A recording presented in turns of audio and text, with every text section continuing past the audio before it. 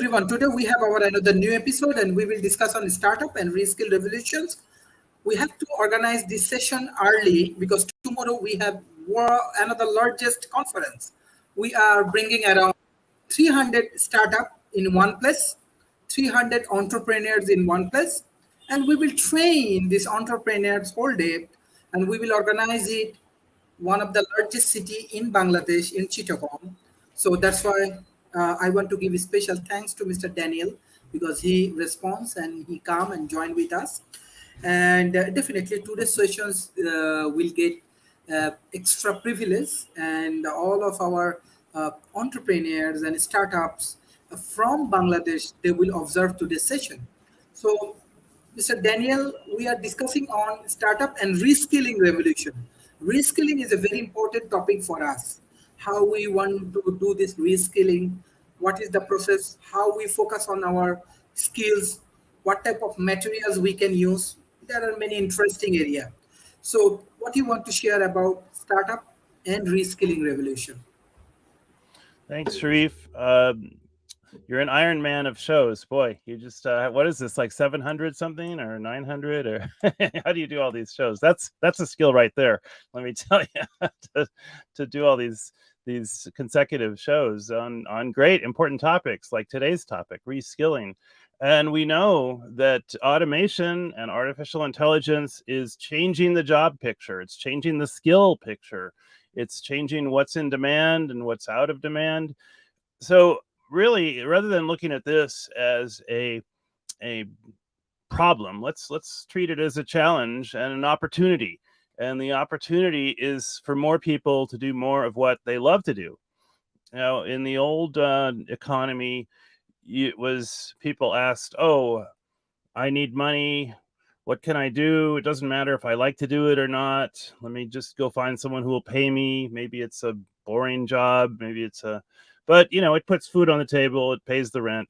So those kind of jobs are not going to be so available. So to put food on the table, maybe you want to think about growing your own food, or to put a roof over your head. Maybe you want to think about 3D printing your own shelter, or building an earth ship out of upcycled materials. Our society throws away so much that doesn't deserve to be thrown away. There's a saying that waste is actually a resource out of place. No, there is no such thing as a bad atom. All atoms are useful. There's atoms of hydrogen, carbon, aluminum, and it's only what we call waste because it's not where we want to use it. So the same is kind of true of skills. If someone is wasting their skills, we say, well, they're not following their joy. There's a famous philosopher, Joseph Campbell, who said, follow your bliss. It's like, be the author of your own story. Be the hero in your own adventure. We are all, spirits trapped in, or we get to have bodies for a while. So we should honor the spirit that's in the body and the spirit of those around us. We don't live in the world alone. We have people that we love and friends and tribes, and talk to them, see what they want, see how you can collaborate together to do what you love even better. And anyway, there's lots of ways that are not being explored to upcycle skills. Getting out in nature is something that might change your perspective on the world. It might give you a better mindset. And, there's actually some evidence that walking around barefoot on the ground grounds you out. We wear shoes most of the time, and that insulates ourselves from the ground. We were talking about Tesla the other day, and Tesla was about, sending energy for free to be tapped off anywhere. Well, that's kind of how the skill energy universe is. It should be more like that grounded sea of energy that we can tap into, and I think that's what our society and our economy is going to be more like. that Tesla, sea of energy, free energy tapping vision. Now I'm getting a little bit far out here went philosophical, but there are so many practical, useful things that you don't need a lot of talent to do. I can think of one off the bat, and that's believe it or not, raising earthworms is I like to joke around that I support global warming. There are the earthworms, and they will eat all of your kitchen scraps. They will eat all the leaves. Hey, Mark, glad you made it. And they're so much fun to raise, and they're worth about a nickel a piece, and they double their numbers every month. They eat their own weight in scraps, basically every I think it's every day. So it's really like you want to raise a cow, you can do it in a box. They are just as valuable as raising cows, actually, and they provide soil. I mean, the so-called castings or the excretion of the earthworms is worth like $10 a pound. It's like high quality soil. So there is a skill right now that everyone could do just as like a baseline kind of money machine for them. And it's literally something you can do in a backyard or a box. You don't need a cattle ranch to raise the equivalent of profitable animals protein, and because actually they are edible, but you have to clean them out first. But if you had to, you could make a patty out of earthworms, treat it like ground beef. But I think they're more useful alive, actually, and the soil they create and the food scraps they upcycle into living soil. The other thing that we all have access to is the sun. And some of the cheapest ways to use solar energy is to concentrate it with mirrors or with lenses, with parabolas. You can create about 5,000 degrees of heat. I mean, you can melt a copper penny with just a Fresnel lens off the front of a thrown away old style TV. They used to have these big, what are called Fresnel lenses on the front, and you shine the sunlight through that, and oh my gosh, you better wear some eclipse glasses when you do that, because the spot that melts that penny it'll leave an after image on your eyes for a while. So you can refine metals with solar energy. And there's a guy in Russia, he's made YouTube videos, and he has inflatable mylar curved panels. And I think this has got to be the cheapest way to harvest concentrated solar energy. So the other thing that people could start doing is home methane generation. Anything you have that's organic, you can put into a methane generator, and it makes cooking gas, or it makes methane that can be used for other things. So there's like 3 cottage industries that anyone who's displaced could do that would start giving them a baseline income. I know right now most of the world lives on like $2 a day or less. I think half the world, maybe not most of the world, but for $2 a day, if you spend it right, you can sprout seeds. You can eat nutritious food on about $2 a day if you're growing it yourself and sourcing it correctly. So anyway, we were talking about reskilling, but these are kind of baseline skills that you could build on. But these are the kinds of things that you don't need extensive education to do, and they will keep you alive. And that's what we need to start with, perhaps. But I'm going to let Mark jump in with his comments while I I drink some coffee here. That's a skill. No problem at all. Glad to be here. Like I said, I'm on the phone today, but I was actually just yesterday at the Festival, which is a festival here in Durham, and a lot of people there were reskilling because they were definitely doing some things with woodwork, because you can definitely do a lot with woodwork. You can make spoons and you can make forks and you can make a number of other things in that space. So there was a lot of visual artists out there, a lot of crafts people, a lot of folks in the animal kingdom, which is what Reverend Daniel was talking about, and everything in that space. So they were definitely doing some work even in that space, because there are animals out there that can help with the cultivating of the crops. And of course, they can also help with even being a source of food as well. So there was a variety of groups out there, including the Herpetological Society, and a number of other great groups that were out there. And of course, they were enjoying good music because it is held here in Durham, North Carolina, at a state park. So it is actually celebrating that state park that keeps growing in size because they are preserving that land and all in that space. So that is something that is also kind of a good way of reskilling, is making sure that our natural environments, whether that's here or in the Bangladesh or a number of other places, are being protected and preserved and used. And I know Reverend Daniel was talking about the solar energy, but there's also great use of the water as well. As a matter of fact, there is a active meal that is out there, and the meals oftentimes would use water to produce what they were doing and all in that space. So definitely that is something that can be used as well, because water can be a great source of energy and something that we can use even as we're doing these $2 a day kind of plans, activities. I know that my own dad was into nature even at a young age, and he did a couple of very interesting things that folks could even do to this day. He just actually recently closed a art exhibit that was in a small space. It was about half the size of a standard gallery. It might have even been about the size of a room and all in that space. But before that, way back in the, I want to say it was the 70s when I was a child, he built a geodesic house. So that is something else that folks can do that can be done. And I also remember him going out, and he's always been a collector of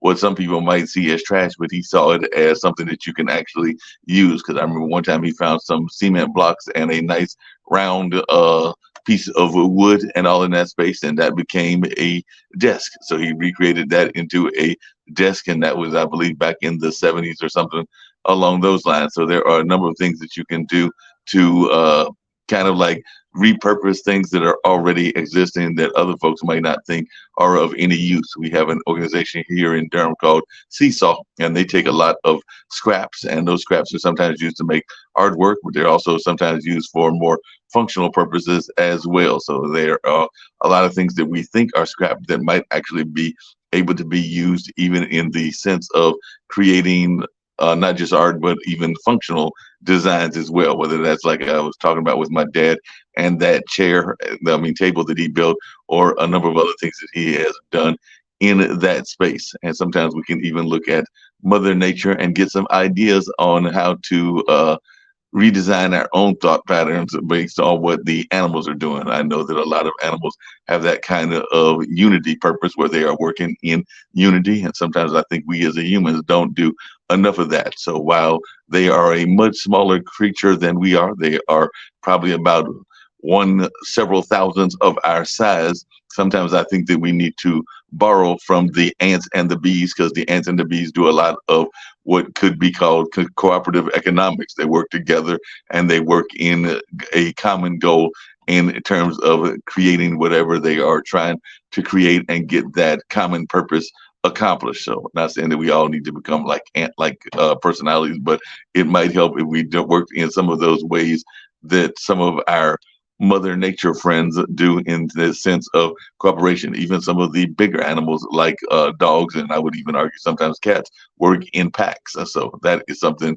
that we might need to do, whether that is us working together, not just here in, like I gave examples in North Carolina, but even if I worked with Reverend Daniel where he's at, or if I worked with you over there in Bangladesh and some of the other areas of the world, that is something that we can do even as we are resizing and recollaborating and rethinking about what we're going to do and all in that space. And the last thing that I would say is that the pandemic actually got a lot of us thinking about how we can live off of what we have got at our disposal. I was actually talking to a friend recently, and we were talking about how it is harder and harder because of the cost of living, particularly in the West, to get by with just one job. So many folks here in the West have multiple jobs. I have a friend of mine that is a musician, but he is also a Uber driver. I have another friend that has got 2 or 3 jobs, and I was just talking to one of my brother's best friends, and he's just recently going back to school to get his degree, his basic degree, the bachelor's degree, but he was also working at Amazon, Belks, and I think Blue Cross Blue Shield, and all in that space. So he's working 3 jobs and also going back to school. And part of that was to set a positive example for his I believe it's his daughter. I think it's a girl that he had and everything, because she's getting ready to go to Baylor. I think Baylor is in Texas. So versus not being the one that had completed his degree, and since she's going to school, he wanted to set that positive example and all along those lines. So that's some immediate thoughts. And if y'all want to continue the conversation, we can, and maybe I'll have some other thoughts as well. But definitely, a lot of times we have to figure out those ways to manage, because it is hard in these day and times, and the pandemic didn't make it better for folks either in the West or around the country and around the world and all in that space. So like I said, I can honestly say that I'm trying to think if I know anybody that doesn't have at least some sort of side hustle in their job market, and in some cases 2 or 3, 4 or 5. It used to be the old joke that I know Reverend Daniel will remember, that was on In Living Color, where the guy would say, "Hey man, I got 8 jobs." And the other guy would say, "Man, you're lazy. You must be lazy. I got 10 jobs." And then, of course, the third guy would come by and say, "Oh, you're both too lazy. Too lazy, man. I got 15 jobs." So I think that we are almost into that kind of society and that kind of notion. I think Reverend Daniel would probably come to the 3 of them and be like, "No, no, no, no, no, no, no, no. Y'all are lazy. I got 20 jobs." Yeah, we've definitely seen the gig economy come into fore as a big way. Side hustles now. I don't know if anyone has a main hustle that's going away. You know, my dad worked for 25. Maybe it was longer, but yeah, used helicopters. I remember he worked there for 25 years, master machinist, invented all kinds of stuff. You know, was a shop steward for a while. Didn't like that, but but yeah, I mean, the old days, you'd get this good job with a good employer, and there'd be lifetime security benefits. Not so much anymore. It's like the people now, it's a modular economy. They want to be able to plug and unplug bits and pieces of the economy, like little modular components, you know, on a Lego set. You could call it the Lego economy, maybe. But you know, that could be good and bad. I mean, it gives you a chance to explore things you didn't know you were interested in. You could learn new skills so rapidly, especially online. You've got Coursera, you've got MIT, I think, has put all of the MIT courseware is online for free. You know, it's amazing. Anyone could take classes at MIT. You know, just Google like online learning. You'll probably get a list, you know, that would fill hundreds of computer screens. And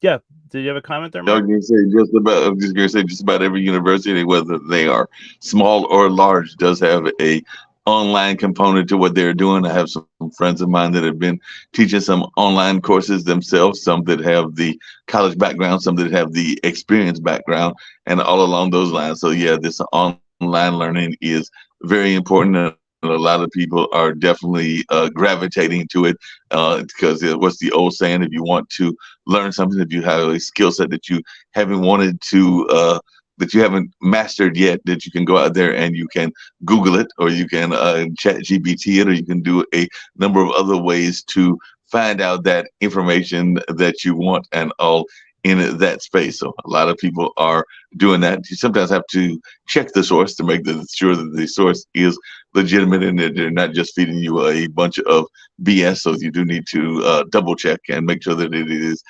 legitimate information, but it is still a very useful tool, and a lot of people are using that tool on a regular basis. So you know, Sharif may decide one day that he wants to go skydiving, or he may decide one day that he wants to go try his hand at building his own private airplane and all of that. And I'm convinced that he probably could find the ways to do that on Google. It might take him a minute and everything, but he probably could find it. And he might even find out that he could have his own self-built plane if he Googled it and everything.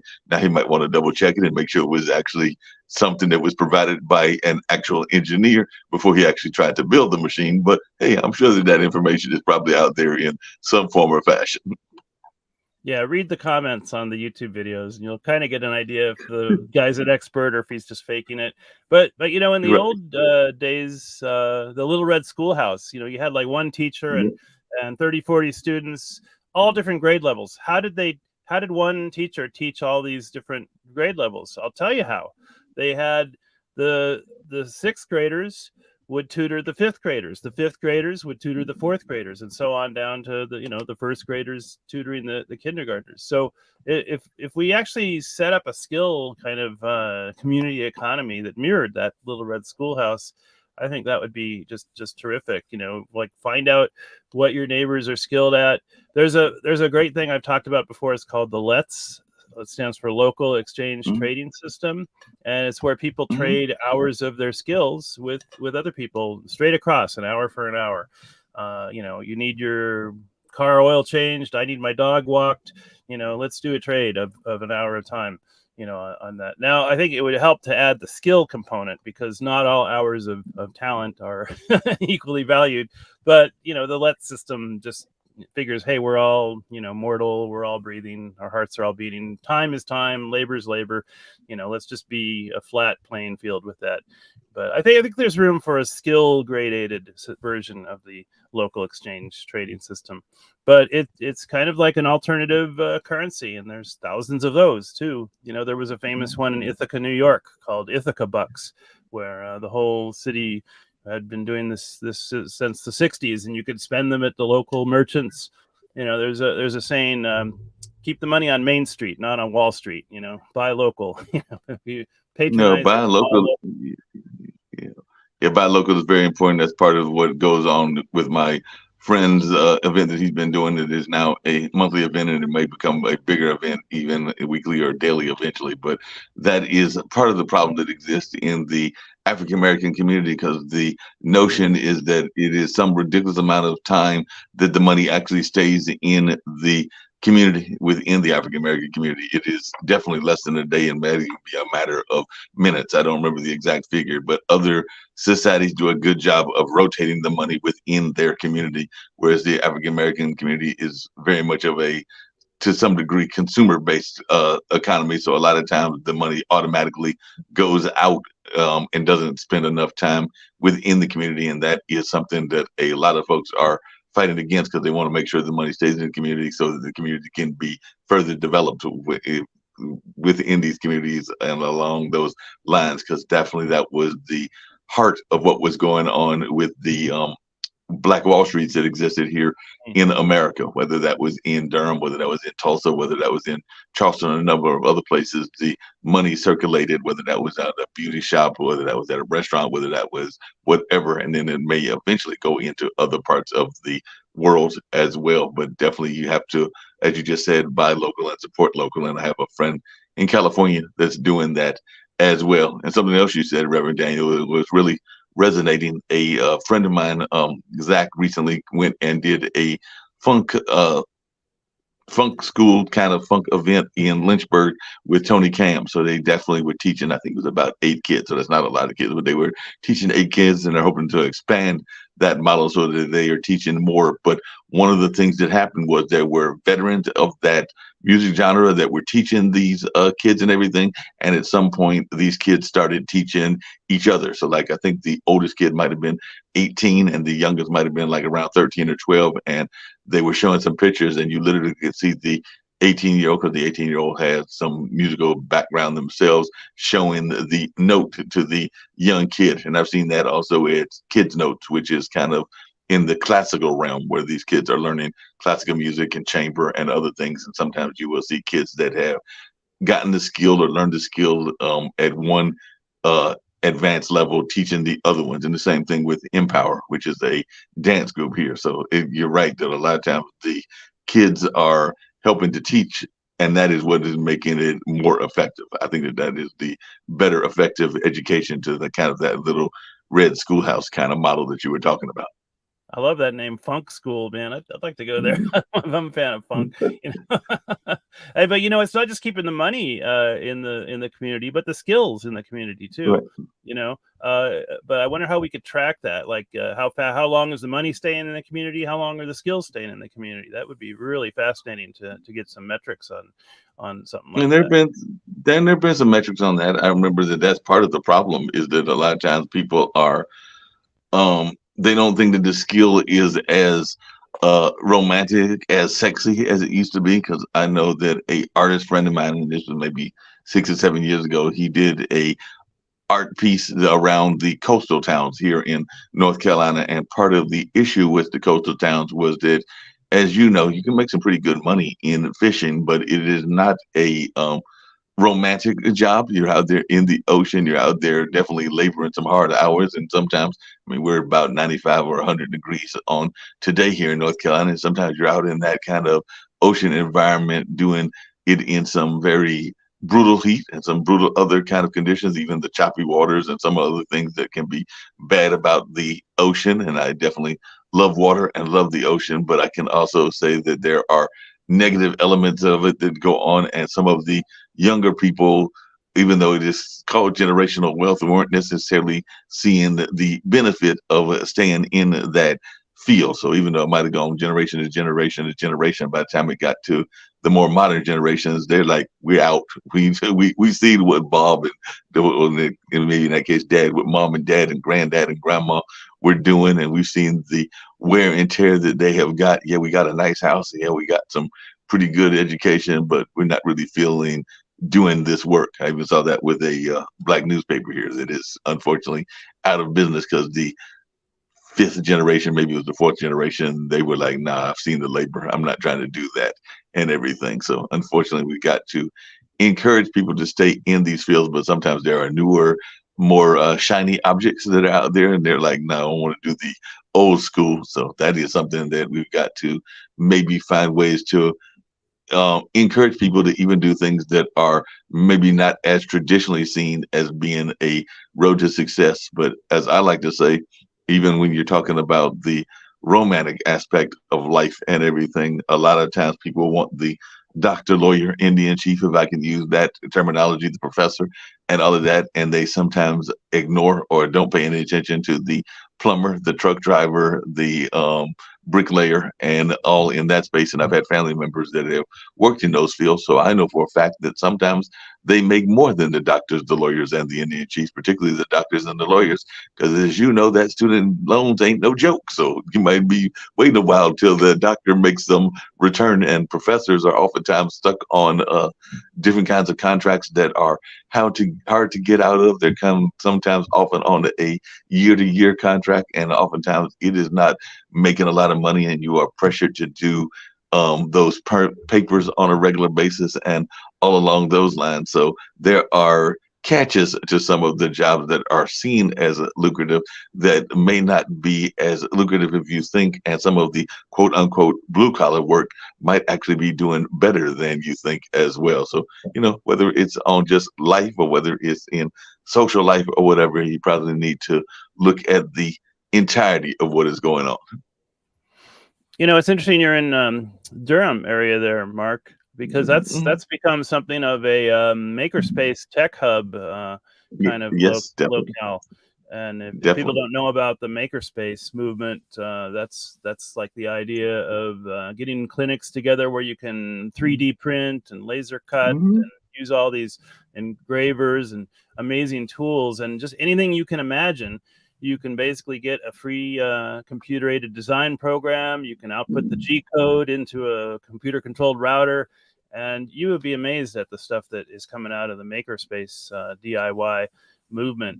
We have a makerspace here in Conejo Valley, and we just recently put out a map, like a Google Maps map where you got little pins for all the different local resources and businesses and people that are doing stuff in the maker movement. So, boy, you talk about a skill reskilling movement. You can learn anything or find anyone to help you with anything in the makerspace movement. But I keep, our city manager is from that part of North Carolina, and Andrew Powers, and he's, oh my gosh, what a talented guy. And I was meeting with him when I was running for city council, and I mentioned about the makerspace back there, and yeah, he's in love with that part of the world. So you're lucky to be in that tech center. Yeah, I love Durham. And like you said, makerspace is very interesting. We actually, I think it was 3 weeks ago or something like that, there was a multitude of festivals because it's the summertime, so we often have a multitude of festivals. So one was further out. I think that was at County Stadium. The other one was actually in Raleigh, the city one over this, the capital, and all in that space. But I actually literally stumbled across a Makers Festival in a area near an area we call our Central Park that is near the old ball stadium that the Durham Bulls were filmed at and all in that space. But yeah, there was a number of folks that were having some amazing crafts, some amazing things they were doing, including creating some of their own honey, some of their own food items, some of their own things in that maker space. So yeah, you are right. It is very popular, that DIY kind of mentality here in this area, and a lot of folks were creating things that you wouldn't even think about. I want to say there might have even been a couple of children there that had created like their own comic books, and some of them that were dealing with issues that they had faced, like bullying and other things. So there's a lot of people that are doing amazing things in that space. There's also a group here called Bump that does some stuff like that, that is youth oriented, and they've got the kids learning various skills. And we just finished a camp here at Hayti, the Summer Arts Intensive. They were doing that for 2 weeks and did their closeout performance last Sunday. And they were learning everything from robotics to drones. So that is a lot of the stuff that can be taught in that maker space. And it is truly amazing. I think my dad took me to one, because sometimes they're in a very interesting places. Like Northgate did some robot work. That was a mall that existed here in this area. And then there was like basically an abandoned mall. And I think I was maybe 7 to 8 years, maybe even longer, that my dad took me out there. And there was all this amazing stuff that folks were doing in terms of creating their own stuff, whether that was print, whether that was things in the robotics, whether that was cartoons, whether that was a number of other creative endeavors. So yeah, that is part of what we're talking about, is kind of people reimagining themselves and even recreating themselves in order to make a better reality and all of that. I mean, my dad is a primary example. I think he's on his 5th or 6th career, because he's a linguist. He's been a past professor. He's definitely a known artist here in this area, and he's done a number of other things as well. As a matter of fact, if anybody's interested, they can go and check out his website, bambooturtle.com, and they will see that he's got all kinds of amazing things, including taking what some people would see as a nuisance and turning it into artwork. He's got a couple of art pieces that are created out of insects and other things that he has found, and turned that into some interesting artwork. I think one of them might even feature a praying mantis. I know some others feature some other kind of creatures as well. So definitely there's all kinds of amazing things that we can do, even with things that are in our daily existence and everything. I know that Sharif has got students from all over the world, and I'm sure that they can even find things in their backyard. I know that there's that young lady that's from Brazil, and one of my good friends is also from Brazil, and she's been doing, I think, for 7 years.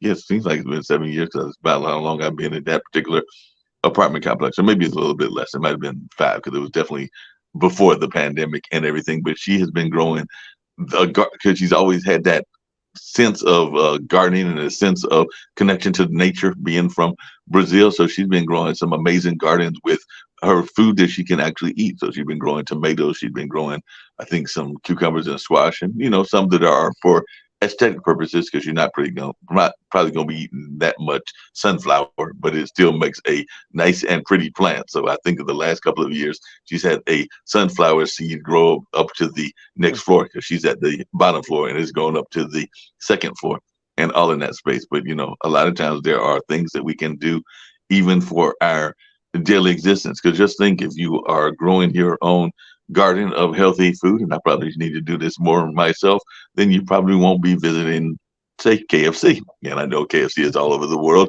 or even McDonald's or some of the other places. You'll probably still visit them, but maybe not as much if you've got the food in your own house and you have that sense that you can grow it on your own and eat it on your own as well. So that's just some of what we can do in that reimagining and making sure that we are doing things to do a better sense of our own personal economy. And visiting farmers markets. Every city, every Exactly. community has a weekly farmers market usually. I actually would like to see the makerspace fairs held in conjunction with the weekly farmers markets. But I was asking, what do you need to get in here? And it's like, oh yeah, you have to be a certified this and that. A lot of paperwork. So, I'm thinking maybe I'll do it at the bar that's in the close by to the farmers market, because they have like live music sometimes and stuff like that. Mm-hmm. But yeah, we have an annual street fair put on by the Rotary Club. The Rotary Clubs are great public service groups if you want to like network and get skilled. But that's just an annual street fair. But that's pretty big event every year. But if it could be monthly, a lot of cities they'll close off the street, once a month, and have a great thing with food and artists and crafts. And I think the great way to get reskilled is like in that homemade food, homemade crafts, and you're right, you can make so much out of the stuff we throw away. There's one thing comes to mind. There's something called the world stove. You just get 3 different sizes of cans and you punch some holes in them, and you got this little alcohol stove that you can cook cleanly with, and this is something you could get like kids love to do crafts and make useful things. We don't give them enough credit for how quickly they want to be useful in the world. So yeah, that intergenerational mentoring, is like find some young people and mentor them. It's like there's a saying, every time an old person dies, it's like a library burned down. So, don't be that library that burned down without letting some kids check out your books. So go do some mentoring while you still can. What were you gonna say? It's interesting you said that, because Billy Graham does one of our shows on Pod TV. I can't remember his exact quote, but it's something along those lines, because he was doing a public speaking. I think it was on one of the African nations. It might have been even Kenya and everything. And he was being interviewed, and he was talking about his work as a motivational speaker and all of that. And he basically said what you just said, which is that he wanted how many ideas and notions that were in people's heads went with them to the grave. And basically he wants to make sure that all those great ideas that he has, he actually works to develop those ideas, because he wants to leave the graveyard empty of any ideas. But basically the notion is that we have let too many things that we had as an idea kind of like go with us as we have left this planet and everything. So that is the notion of what he says at his opening and everything. Like I said, I'm not doing the greatest job of paraphrasing it, but you get the general ideas that you want to take the idea with you and not just let them rest in your brain and rot with you as you are leaving the earth and all in that space. And you're talking about the food element, and I was just thinking about something else that has been very popular here in the West and in the East as well, where I am at, but it is definitely popular, I think, throughout the world, and that's the notion of the food truck. And we want to talk about cooperative economics and cooperative working together. They oftentimes have to work together in something called a commissary, which is a common ground that all the food trucks are serviced at and everything. So they will have basically what amounts to a staging area for their food, and then the food will go off to wherever they are going. But I know, just like there are in California, there are a number of them floating around North Carolina that range from everything from Latin foods to Jamaican food to a number of other styles of food, including straight up American hot dogs and burgers and things of that nature. But there are definitely a lot of things that are out there in that space, and a lot of times they are working together, whether that's in that commissary or whether that's other kinds of ways that they are working together, even in some of the food truck rodeos, because I think we've got one coming up. I think it's this weekend. I think it's the following weekend or anything. So you can go out there, you'll hear entertainment, and you'll hear the food trucks all out there. And it's just a chance for people to get out there and enjoy the food and the camaraderie. Because one of the things we're seeing now that we are definitely seeing more and more out of the pandemic is that folks, we as humans are communal people. We love to be around fellow folks. I mean, there are some introverts, but as a culture, we are definitely community based and all in that space. So a lot of people are glad to be back out and about and enjoying the company of their fellow humans and all in that space. So it's great to see that taking place again. And that's another thing that folks can do, is work to create some of those events, because that's something else that people can do, whether they're in Brazil or Chile or Argentina, is they can work on celebrating the return of society. So that's another thing that we can do when we're thinking about reimagining and recreating new opportunities, that's something else that is out there. And I do agree with something you said, Reverend Daniel, about the youth, because sometimes well, two things. Sometimes we forget the importance of our own youth. I was a member there for a while of a group called the Funky Eye Puppets. It was a group, a gentleman named IPC created it, and it was an audio puppetry troupe. I played the role of Echo. I think I played a couple of bit parts of one or two other characters, but there was Lemonade and there was several other characters that were there, including Blender. But part of what we had to retap into was our own childhood, because sometimes we as adults can get so busy adulting that we forget the joy of childhood and the joy of youth and all of that. And we also sometimes don't listen to our youth enough. And I know that sometimes they think that we're old and crotchety and they don't need to listen to us. But I think that some of that intergenerational information you were talking about is vital. We need to all listen to each other, and we also need to enjoy the spirit of what's going on. I know that there is a quilting group here in Durham. There is a cheerleading group here in Durham. And I want to say there is a folk singing group here in Durham that are all what people would consider grandma type personalities, or maybe even granddad personalities, because I think there are some of those men that are in some of those groups. But these folks are in their 60s, 70s, 80s, there might be a few in their 50s, but they are still enjoying the life of their childhood. I mean, the cheerleading group can do some cheerleading moves that I'm not even sure some of the young cheerleaders can do. And the same with the couple of the dance groups that are in that space as well. So Dad's other half, she was doing a couple of dance performances, and I think all those dancers were between, because she's probably in her either late 70s or early 80s. So I think all those dancers were probably between their 60s and 80s, and we're doing some serious modern dance and all in that space. So there's a lot of things that we can do to celebrate the aging process, but we can also enjoy some of the usefulness. And I don't know that we do enough of that, because with age comes wisdom, but with part of the wisdom is understanding the merits of a useful energy. Yeah, the playful skills are just as Right. important as the serious skills, because Exactly. the food skill is a great universe. I mean, if you can cook tasty food, oh my God, you'll always have a job, right? I mean, and I love that old meme about taco trucks on every corner for the while that meme was going around. But yeah, I'd like to see DIY trucks on every corner, where it's not just tacos, but maybe there was a business here. I think the guy actually had a gym in his trailer, and he would pull up to your house, and you could go out and work out in your own, private gym that is like delivered on demand. Why can't we use that model more and more? No, and there is more and more of that model. I know that my boss here at the HI where I'm at, she ran across some people that were doing some pitching of a business model. So they were pitching different business ideas. And one of the ideas that was pitched, and I think it'll probably start rolling hopefully sometime this I'd say probably in the next month or two, was a rolling laundromat, because it was actually going to, because we got unfortunately homeless folks and other people that need the services of a laundromat. So she had the idea of a rolling laundromat. I have literally seen a rolling dentistry unit is already out there. So yeah, some of these rolling things are not just from the food truck, and of course the food truck to some degree came out of the bookmobile model, because those have been out there for a while. But yeah, there are other services that are starting to be out there. But yeah, I'm sure the mind and the imagination can only stop what we could have a rolling sense of. I mean, we've got a few.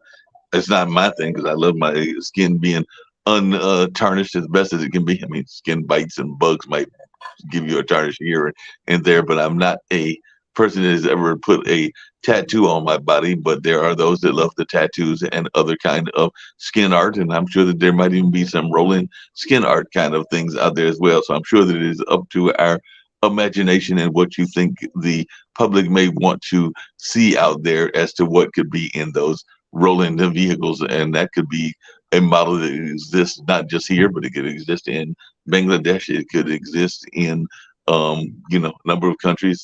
There's going to be needing to have various rolling things when they rebuild the Ukraine, because that is a country that is totally being devastated, and at some point they're going to have to, the war will end at some point or another, and they will have to do some rebuilding both of Ukraine and of parts of Russia, no matter who wins that war and everything. So that's something that can be some things that folks can be thinking about in the sense of reimagining and recreating and reskilling. Because, a lot of times the skill sets, one of what happens is as individuals, we sometimes get stuck in the jobs that we were trained in, and we don't think that we need to develop a new skill or even want to develop a new skill. But a lot of times, those new skills can even add to new income sources as well. Because I know some people that didn't have any idea of what they wanted to do when they went to college, and then they got one degree and they stayed in that degree, and then they realized that that's not what they wanted to do and found a new career altogether. I mean,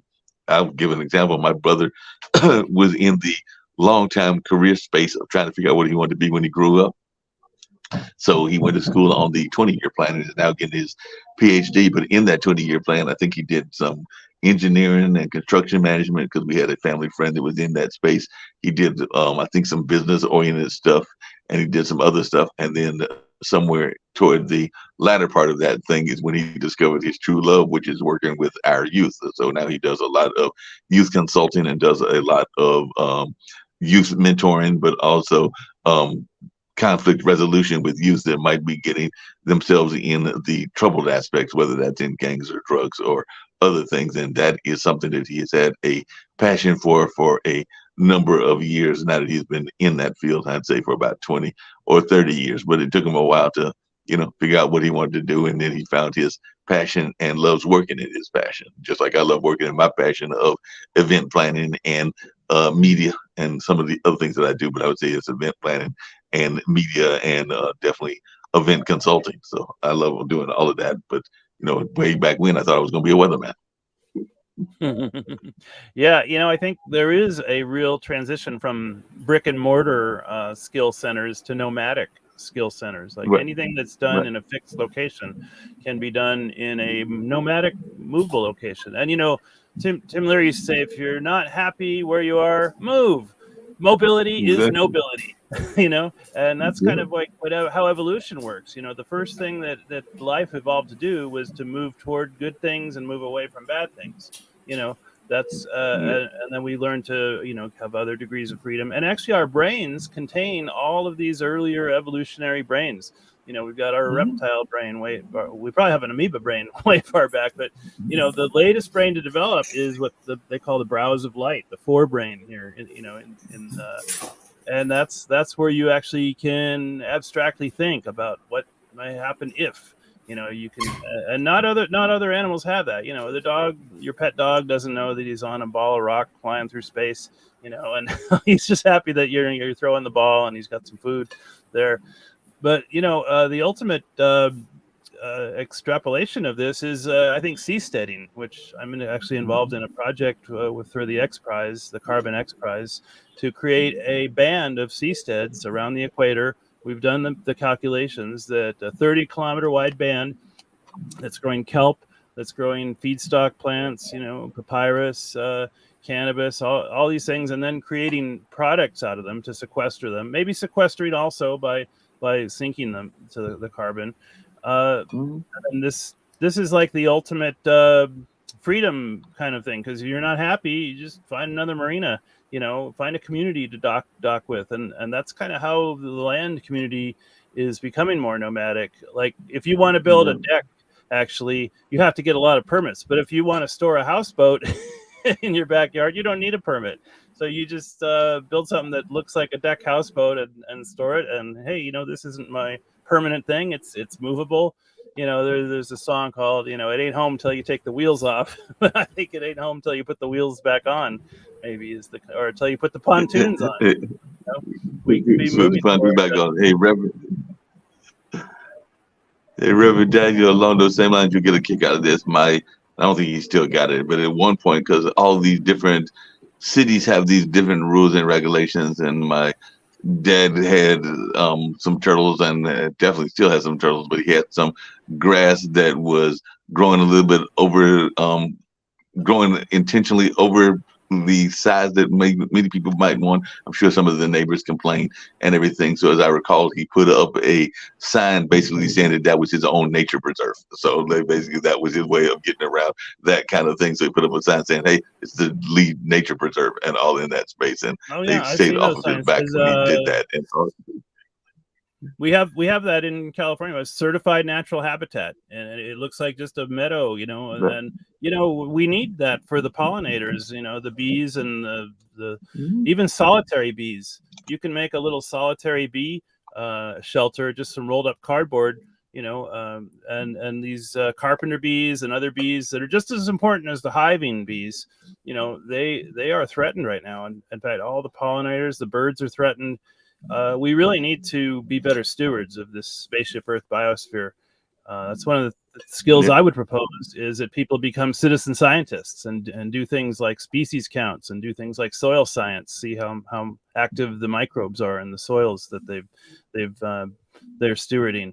Because we don't inherit this from the past, we borrow it from the future. We're borrowing all this from our grandchildren. What kind of world are we leaving the people that are going to be here when we're gone? I'm kind of ashamed of the progress we're doing. It's not looking like progress. It's not looking good. It's not looking good at all. And there are some folks that I know that are intentionally not having children for that reason, because they are concerned about what kind of world they would be leaving to their people in their society. And that's not just here, but it's in various parts of the world where people are intentionally not having children because they are afraid that the world's going to be a mess, and they're also not even sure that the world's going to be around. And so that is a concern. I'm not saying it's a concern of a majority or even tons of folks, but it is a concern of enough that it has been noticed that folks are intentionally not having children because of their fear of what the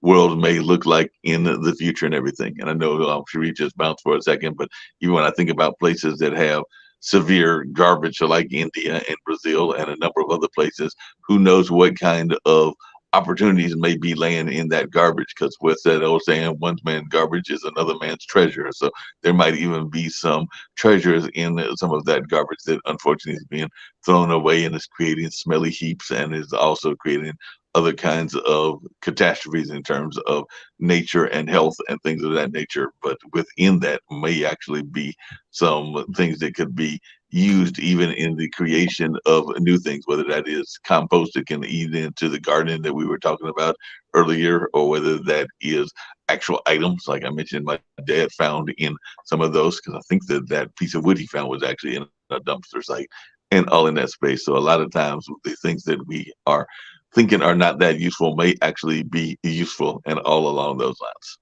Yeah, that's called the zero waste economy. Basically, Right. when you repurpose something, they call it upcycling. And sometimes that's better than recycling because it takes less energy just to upcycle it. Make a stove out of a can. You don't have to melt down the can. Although I heard once that what the Japanese did in World War II was pretty clever. There was an embargo to send them steel, so they just ordered cans of food, and then they melted down the cans when they were done eating the food, and that's how they got all the steel for their economy. So there's always a creative, thinking way to, work around. There's always a workaround. For every hack, there's a crack, they say in the software world. And that's why we have to always be continually improving. You can't rest on your laurels. Continuous improvement has got to be the watchword for anyone who's trying to start up or reskill.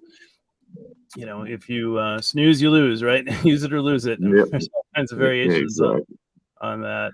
Exactly. But yeah, I would say let's make our main skill being well remembered by our future descendants. Because we don't want to be that generation that they curse our memory, like, oh, those are the ones that destroyed the planet and left it, all used up and burned out and polluted and radioactive, and what kind of legacy is that to leave? That's no legacy to leave. I agree with you on that. I actually had one of my music friends, as I was emceeing him, I made the joke that, because he played probably about 20, 30 years at the Festival, and I've probably done comparable amounts in terms of being the MC. So I was joking with him because he's probably in his 50s, maybe even 60s. And I was like, hey, you will probably be playing even in the 2050s, because this is 2023. And he looked at me and he said, I'm not sure about that. My AI might be playing by that time. So maybe his AI will be playing in that time instead. So maybe his AI will be the one playing instead of him himself. So he was saying, hey, maybe I'll have my AI playing at that particular time. Well, that's our topic on, we're doing our Tuesday election show. So Tom Ross, my running mate, he's running for president. I'm going to be his vice president someday. Maybe not 2024, maybe 2028. But we're talking about AI custom tutors for people. So that's a real interesting topic. He's got his 6 big initiatives. We did the first one last Tuesday. It was stopping child exploitation, human trafficking, using AI, actually, also. And then, so he's a big AI guy. He's written this novel, the first novel written for AI, he says, US 6. It's a 6-book hexology.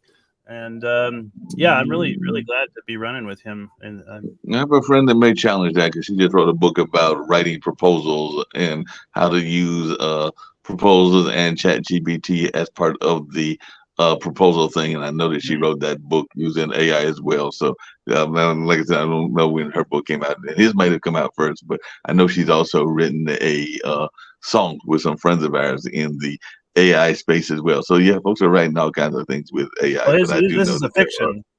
This is a not nonfiction. He wrote a fiction that's designed to entertain AI. So that's kind of unique. That is unique. That is unique. And I think Nicole wrote those about proposal work in the AI space and all along those lines. Hey, welcome back, Dr. Sharif. Thank you. Thank you. Thank you.